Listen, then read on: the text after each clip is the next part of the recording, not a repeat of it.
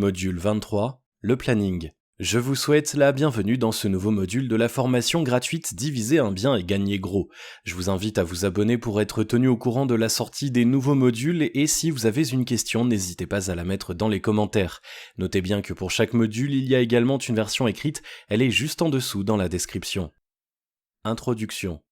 Dans ce module, nous allons voir tout le planning à mettre en place de la signature du compromis à plusieurs mois après l'acte final.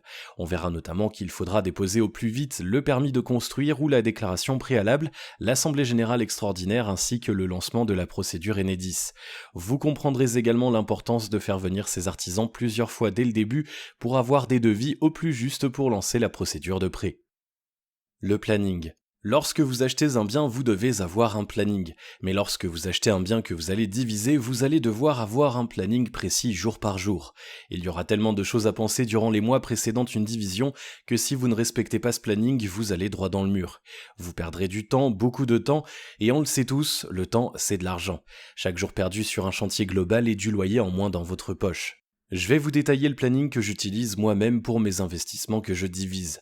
Vous le savez maintenant, je ne divise que des immeubles de plusieurs dizaines de logements et sans ce planning, je serais totalement perdu. Ce planning est découpé en plusieurs étapes, dont certaines sont importantes avec des dates précises et d'autres dont on ne sait pas quand l'objectif sera atteint.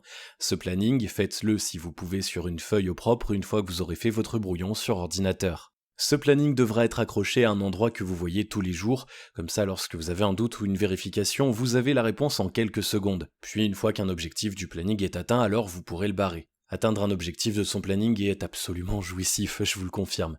Vous verrez le plaisir que vous aurez lorsque vous barrerez un objectif atteint.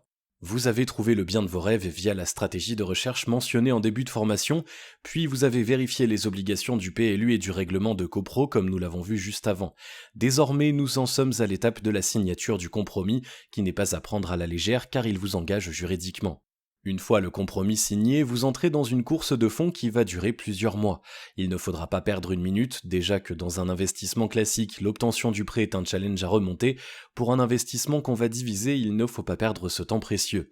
Les différentes étapes ne seront pas détaillées, j'en ai parlé en détail dans les modules suivants. Voici les différentes étapes de ce planning, je vous laisserai le choix de la mise en page. Première étape, la semaine avant le compromis. Lancez les demandes administratives. En fonction de ce que nous avons vu plus tôt dans la formation, vous devrez peut-être faire une déclaration préalable ou déposer un permis de construire pour effectuer votre division.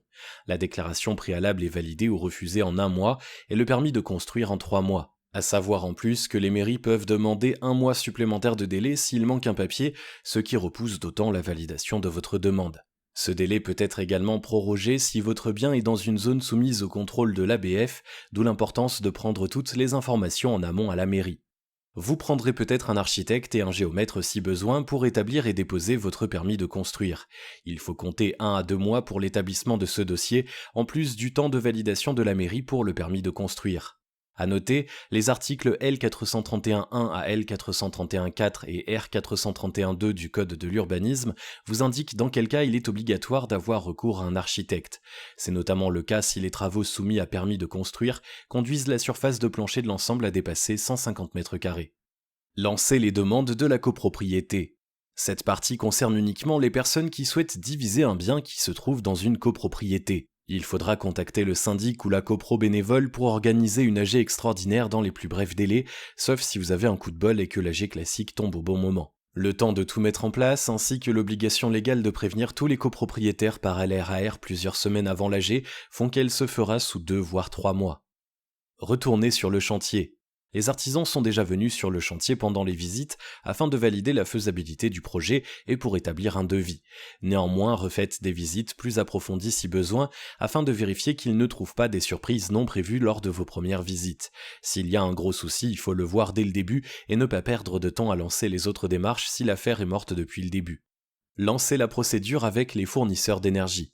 On le verra dans une prochaine partie en détail avec quels documents il faut remplir, mais il faut savoir que les fournisseurs d'énergie, principalement Engie, c'est une catastrophe.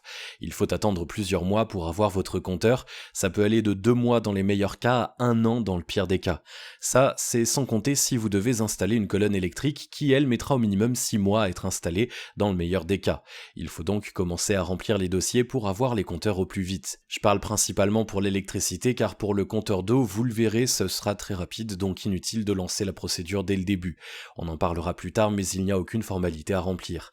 La régie de l'eau de votre ville viendra vérifier l'installation de votre plombier, et c'est tout.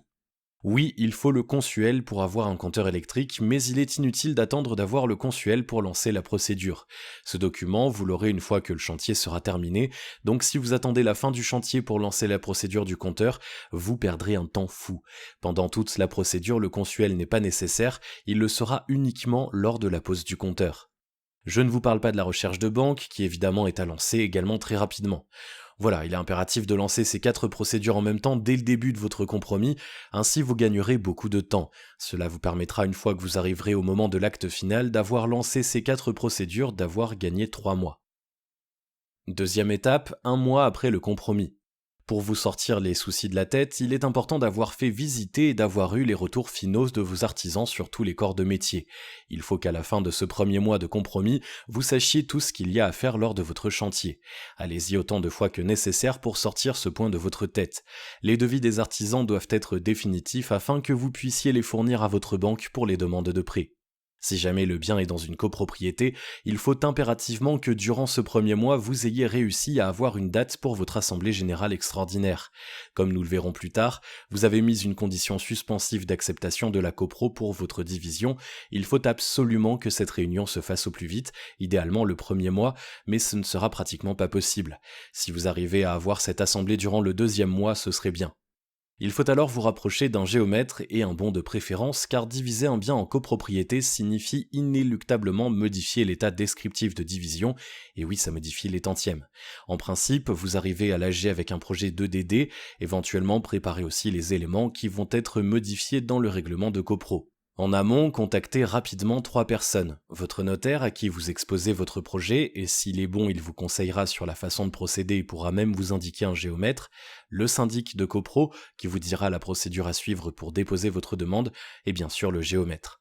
Concernant le permis de construire ou la déclaration préalable, il faut l'avoir déposé durant ce premier mois. Une déclaration préalable, c'est très simple, c'est un formulaire qui ne prend que quelques minutes à remplir, donc vous devriez l'avoir faite dès la première semaine du compromis. Le permis, en revanche, ça prend plus de temps, il y a des plans, il peut également être fait par un architecte, donc ça prend du temps. Je vous invite à prendre vos dispositions en le mandatant dès le premier jour du compromis pour qu'il puisse vous fournir le récépissé de dépôt de permis de construire avant la fin du premier mois. Enfin, il reste le plus chiant et le plus long, les fournisseurs d'énergie.